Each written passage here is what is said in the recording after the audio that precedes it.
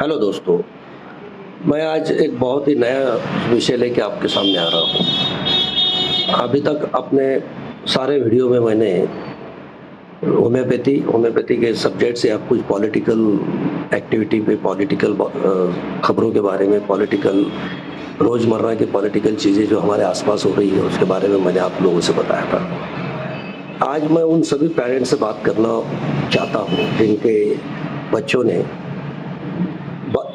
हाल ही में 12वीं की एग्ज़ाम पास की है और कुछ बच्चे सीईटी, कुछ बच्चे नीट दे चुके हैं, या कुछ बच्चे और भी जो 12th पास होने के बाद जो भी एंट्रेंस टेस्ट है, एग्जामिनेशंस होती है, उसकी तैयारी कर रहे हैं, वो देने कुछ ही दिनों में देने वाले हैं। मैं उन सभी पेरेंट्स से ये बताना चाहूँगा कि बहुत सारे विकल्प हमारे पास है।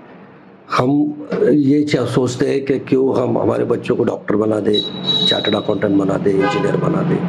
ये जो ट्रेडिशनल चीज़ें हम फॉलो कर रहे हैं आज तक, ये सारे लोगों के दिमाग में, पेरेंट्स के दिमाग में और बस इवन बच्चों के दिमाग में, स्टूडेंट्स के दिमाग में ये होता है। लेकिन अब ये नई पीढ़ी है, ये पीढ़ी इंटरनेट देख रही है, व्हाट्सएप देख रही है, यूट्यूब पढ़ रही देख रही है, गूगल पढ़ रही है। इसमें इतनी सारी चीज़ें हैं, लाखों करोड़ों अब जो सब्जेक्ट्स पे इसमें बात की गई है, वो देखते रहते हैं, वो सुनते हैं, वो देखते हैं, आपस में चर्चा करते हैं। बहुत सारे स्टूडेंट्स आपस में बात करते हैं, वो तय भी कर लेते हैं कि हम उन्हें क्या करना है। लेकिन उसमें 2 चीज़ें मैंने ऑब्ज़र्व की है। मेरा सारा जीवन मैंने अपने बच्चों के साथ बिताया क्योंकि मैं स्टूडेंट से बहुत नज़दीक रहा हूँ। मैंने अपने जीवन की शुरुआत ही स्टूडेंट के साथ की है क्योंकि मैं जब प्रैक्टिस शुरू किया होम्योपैथी की, जब मेरे पास बच्चे पढ़ने को आते थे, मेरे क्लिनिक में आते थे, उसके बाद मैंने कॉलेज ज्वाइन किया, एज ए लेक्चरर, फिर रीडर, फिर प्रोफेसर बना।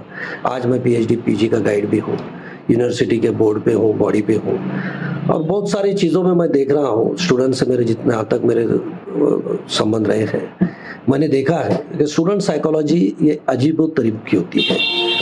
कुछ स्टूडेंट्स बहुत परफेक्ट होते हैं, बहुत माइंड से बहुत फिक्स कर लेते हैं और वो उसी पे अमल करते हैं, और कुछ बच्चे जो है वो फिक्स नहीं कर पाते, अंडरस्टैंडिंग नहीं होती है, वो अपने आप को मेंटली फिट नहीं कर पाते या तय नहीं कर पाते कि उन्हें आगे क्या करना है। कुछ पेरेंट्स भी मैंने देखा है बहुत सारे कन्फ्यूजन स्टेट में रहते हैं। वो सोचते हैं कि उनके बच्चे की माँ सोचती है कि वो बच्चा डॉक्टर बने, बच्चे के फादर सोचते हैं कि वो चार्टर्ड अकाउंटेंट बने, बच्चे के घर के बाकी मेंबर सोचते हैं कि वो इंजीनियर बने।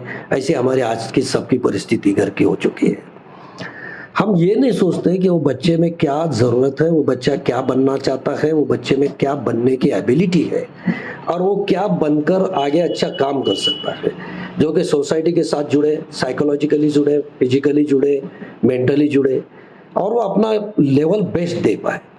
वो कब देगा दोस्तों लेवल बेस्ट? जब वो अपने चुने हुए सब्जेक्ट को पढ़ेगा और अपने चुने हुए सब्जेक्ट में तय करेगा। हो सकता है हमने भी वो गलती की हो, मैं ये नहीं करता हूँ कि मैंने अपने बच्चों के साथ वो नहीं किया, लेकिन जहाँ तक मैं अब समझ पा रहा हूँ डे बाय डे, मेरा कर्तव्य है कि मैं आप लोगों को वो बात बताऊँ। उम्र के जिस पड़ाव में आज हम लोग चल रहे हैं या हम जो एक्सपीरियंस ले चुके हैं, वो एक्सपीरियंस से हम बात कर रहे हैं। क्या ये बहुत सारी चीज़ें जो हमने भी गलतियाँ की है या की होगी, तो वो आप लोग न दोहराएं। इसके पीछे का मेरा सिर्फ मकसद ये है। तो आप बच्चों को पहले आईक्यू टेस्ट कराइए, उसका लेवल देखिए, उससे बात करिए, उसको अपने फ्रेंड से बात क्या हो रही है वो देखिए, उसके बाकी के उसके जो लोग हैं, रिश्तेदार हैं, अपने भाई है, अंकल है, चाचा है, उन्होंने वो बात करने दीजिए। हो सकता है वो बच्चा माँ बाप से खुलकर बात ना करे, तो उनके सारे लोगों का ओपिनियन ले ले और उसके बाद तय करें कि इसको क्या बनना है। फिर उसकी चॉइस देखकर उसे आगे बढ़ने दीजिए, तो वो आगे अच्छा काम करेगा। बहुत सारी चीज़ें हैं, मैं आपको कुछ चंद बातें बताऊंगा कि आप मेडिकल सोच रहे हैं, मेडिकल में बहुत सारी चीज़ें हैं, नैनो टेक्नोलॉजी का पीरियड है, हम बहुत सारे मॉलिक्यूल्स पे काम कर सकते हैं, रिसर्च पे काम कर सकते हैं। वो बच्चा पैरामेडिकल चूज कर सकता है, पैरामेडिकल में अच्छा काम कर सकता है। पैरामेडिकल के बहुत सारे डिग्री कोर्सेज आ गए हैं, तो बहुत सारी चीज़ें हैं। एमबीबीएस करेगा, होम्योपैथी करेगा, बहुत सारे लोगों के दिमाग में है कि एमबीबीएस कर ले, वो एलोपैथी चुन ले, होम्योपैथी साइंस, आयुर्वेदिक साइंस से अच्छा है कि वो एमबीबीएस फैकल्टी चुन ले। नो डाउट मॉडर्न साइंस है, बहुत आगे है, सभी पैथियों से वो रिसर्च में आगे है, सब आगे है, लेकिन हम सभी उसके पीछे जाए ऐसा भी नहीं है। आज बहुत मैं देख रहा हूँ होम्योपैथी के हमारे जो स्टूडेंट्स हैं वो बहुत अच्छी प्रैक्टिस कर रहे हैं, होम्योपैथी में अच्छा काम कर रहे हैं। वो परमानेंट क्योर लोगों को दे सकते हैं और अपने पेशेंट्स के साथ एक न्याय कर सकते हैं। वो पेशेंट्स के साथ जुड़ सकते हैं। होम्योपैथिक साइंस में बहुत सारे ऐसे डिसीजेस है, क्रॉनिक डिसीजेस है जो हम अच्छे से परमानेंटली ट्रीट कर सकते हैं। उसको अच्छे नॉलेज लेने की ज़रूरत है। ये भी 5.5 साल का कोर्स है, आगे पीजी 3 साल का है, उसमें पीएचडी है, आगे भी बहुत सारे काम है। आप लेक्चरर बन सकते हैं, प्रोफेसर बन सकते हो और होम्योपैथी की डिग्री लेके आप इवन आईएएस यूपीएससी की एमपीएससी की एग्जाम दे सकते हो। बहुत सारे विकल्प आपके सामने खुले। आप आयुर्वेदिक कर सकते हो, बीएमएस का भी 5.5 साल का कोर्स है, उनमें पीजी है, पीएचडी है, उसमें भी आप काम कर सकते हो। आयुर्वेदिक साइंस तो हमारा अपना देश का साइंस है जिसमें बहुत सारी तरक्की है, बहुत सारे अभी भी चांसेस है, बहुत सारे ऐसे जड़ी बूटियां हैं जो हम अभी भी उसके बारे में वाकिफ नहीं होंगे। बहुत सारी चीज़ें हैं जिस पे रिसर्च करने की ज़रूरत है, उसमें हम काम कर सकते हैं और अपना नाम कर सकते हैं। साथ ही साथ नेचुरोपैथी साइंस है, योगा है, नेचुरोपैथी में भी हम काम कर सकते हैं। नेचुरोपैथिक साइंस में आज बहुत बड़े दरवाजे ओपन डोर्स है। आप उसमें अच्छे से अगर काम करें तो नेचुरोपैथी के भी हॉस्पिटल्स अच्छे खुल सकते हैं। सेंट्रल गवर्नमेंट, स्टेट गवर्नमेंट उसमें बहुत सारे ग्रांट दे रही है। योगा है, बहुत सारी चीज़ें अल्टरनेटिव मेडिसिन में भी जो हम अच्छे से बच्चों को पढ़ा सकते हैं। फिजियोथेरेपी एक बहुत अच्छा सब्जेक्ट है जिसमें आज बहुत आवश्यकता है। फिजियोथेरेपी में भी स्पेशलाइजेशन आ गया है, डिग्री कोर्स है, उसमें पोस्ट ग्रेजुएशन है, इवन पीएचडी भी आ रही है, कर रहे हैं लोग अभी। और फिजियोथेरेपी में हम बहुत अच्छा काम कर सकते हैं। डे टू डे की नीड है आज, हम देख रहे हैं सारे ऑर्थोपेडिक है, इवन बाईपास के बाद है, बहुत सारे ऑपरेशंस के बाद है, हमें फिजियोथेरेपी की ज़रूरत पड़ती है। और आज तो बहुत सारे भागदौड़ के दौर में फिजियोथेरेपिस्ट की डे टू डे नीड है। मैं अपने आप में महसूस कर रहा हूँ फिजियोथेरेपिस्ट का क्या यूज़ है और क्या योगदान उसका अपने पीढ़ी के लिए हो सकता है। उसमें आप बहुत अच्छा काम कर सकते हो। मेरे पास जितने बच्चे मेरी सलाह लेने आते हैं, मैं उन्हें कहता हूँ कि आप फिजियोथेरेपी में भी मास्टर डिग्री लीजिए, स्पेशलाइजेशन कीजिए, उसमें आप काम कीजिए। बड़े बड़े मल्टी स्पेशलिटी हॉस्पिटल्स आ रहे हैं, उसमें आप काम कर सकते हैं। कुछ बच्चे जिन्हें मार्क्स कम पड़ते हैं, उन्हें भी निराश होने की ज़रूरत नहीं है।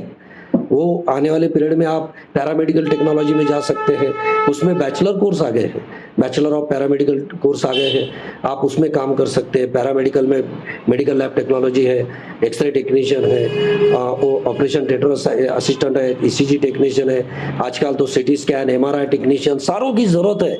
आप उसमें भी काम कर सकते हैं, अच्छी नौकरी आप पा सकते हैं। बहुत सारी चीज़ें आप कर सकते हो, आप ध्यान दीजिए। इंजीनियरिंग में बहुत सारी चीज़ें हैं, बस साइंस करके आप पीएचडी कर सकते हो, उसमें बहुत सारी चीज़ें आप आगे डेवलप कर सकते हो। तो मेरा ये सब के पीछे मकसद एक ही है आज का बात आपको करने की, कि आप पहले बच्चों को समझिए, उनसे बात करिए, उनके देखिए उनका किस सब्जेक्ट में बहुत अच्छा उनका रुचि है, वो किस सब्जेक्ट में चाह रहे हैं। बहुत बच्चे आर्ट में इंटरेस्ट लेते हैं, बहुत बच्चे अच्छी चित्रकला करते हैं, बहुत सारे बच्चे अच्छे पिक्चर्स निकालते हैं, बहुत उनकी हैंडराइटिंग अच्छी होती है, उन्हें उसमें बढ़ने दीजिए। आर्किटेक्ट में काम कर सकते हैं, तो आप पहले उसकी स्टडी करिए, उससे बात करिए, उसका पूरा सा अवलोकन करिए और फिर उसे आगे बढ़ने के लिए आप प्रोत्साहित करिए। आपको किसी भी बात की मुझे ज़रूरत है, मेरा नंबर है आप लोगों के पास, आप लोग मुझसे बात कर सकते हैं और आप लोग मुझसे पूछ सकते हैं। मेरे कमेंट्स में आप कमेंट्स कीजिए, मैं उसका उत्तर भी दूंगा आपको, और सारे लोगों से मैं आप बात करूंगा। आपको मेरी फिर एक बार आप मेरी सबसे विनंती है, आप सबसे मैं ये कर रहा हूँ कि आप बच्चों से बात करिए, उनको समझिए और फिर आगे बढ़िए, फिर कोर्स का चयन कीजिए तो अच्छे से काम कर सकता है। जय हिंद, जय महाराष्ट्र।